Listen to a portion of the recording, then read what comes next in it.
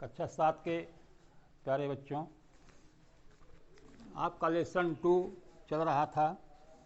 इसका last paragraph बचा हुआ है। एक बात आप ये बताइए कि आप लोग राइटिंग लिख रहे हैं या नहीं।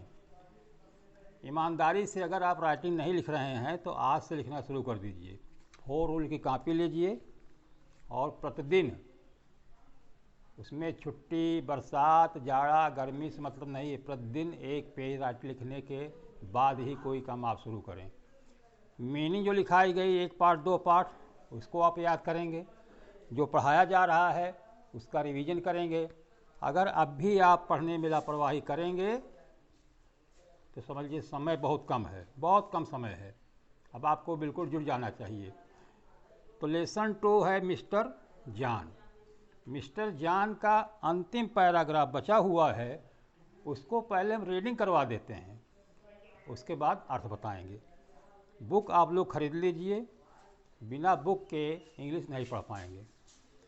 चलिए पहले रीडिंग करवाते हैं।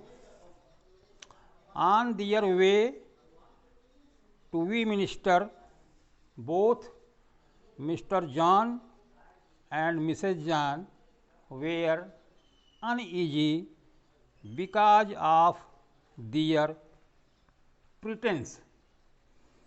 Mr. John feared that he would not be able to keep the mask for long.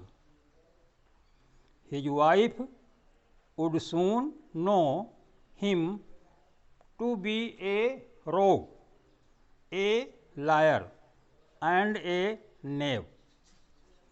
Mr. John too was worried about her assumed role.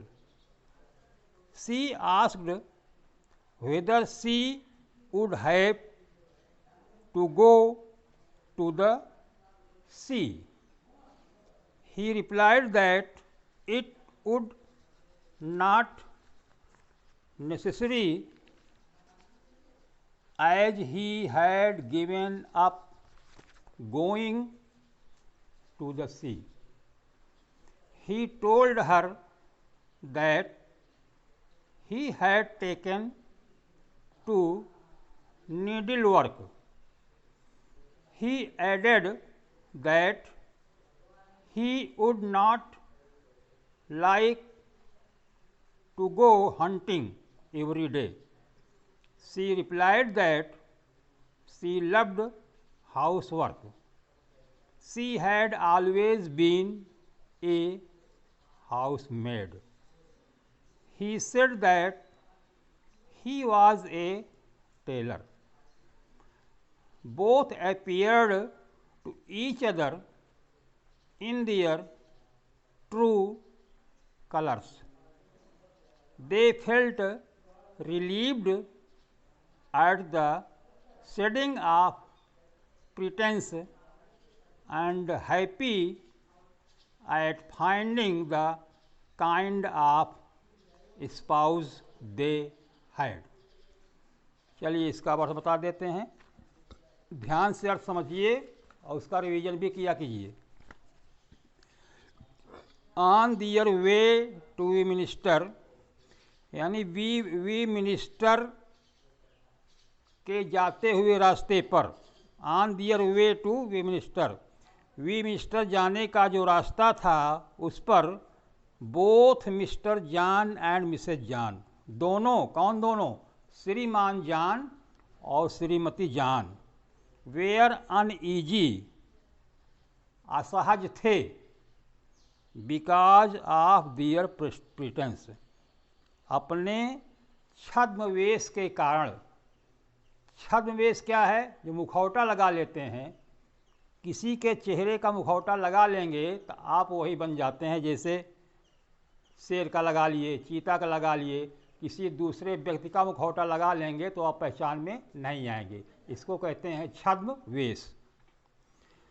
तो दोनों मिस्टर जॉन और श्रीमती जॉन अपने छद्मवेश के कारण असहज थे, ईजी नहीं महसूस कर रहे थे, असहज थे। Mr. John feared that he would not be able to keep the mask for long. श्रीमान जॉन को डर था कि वह फॉर लॉन्ग बहुत लंबे समय तक मुखौटा नहीं पहन सकेंगे। उनको डर था कि वो बहुत लंबे समय तक मुखौटा नहीं पहन पाएंगे। His wife would soon know. उनकी पत्नी शीघ्र ही जान जाएंगी, हिम माने उसे, कि वो to be a rogue, a liar and knave, वो कपटी है, झूठा है और दुष्ट है। उनकी पत्नी जल्दी ही उसे कपटी, झूठा और दुष्ट है यह जान जाएंगी। Mrs John too was worried about her assumed role. श्रीमती जॉन भी चिंतित थी, वाज वरीड चिंतित थी, अबाउट हर एज्यूम्ड रोल अपनी जो वो काल्पनिक रूप धारण किए थे, छद्मवेश दो धारण किए थे, उससे वो चिंतित थी। She asked whether she would have to go to the sea. She asked, Mrs John ने पूछा कि क्या उसे समुद्र जाना होगा, क्या उसे समुद्र जाना होगा। He replied, he means Mr John, Mr John ने उत्तर दिया कि it would not be necessary, यह आवश्यक नहीं है। As he had given up going to the sea, क्योंकि वो समुद्र जाना छोड़ दिया है, वो समुद्र जाना छोड़ दिए हैं। He told her that he had taken to needle work. He means क्या है, मिस्टर जॉन। हर मीन्स क्या है, Mrs John.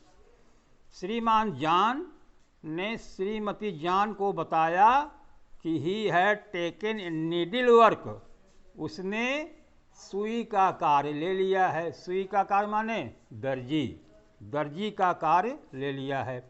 He added that he would not like to go hunting every day.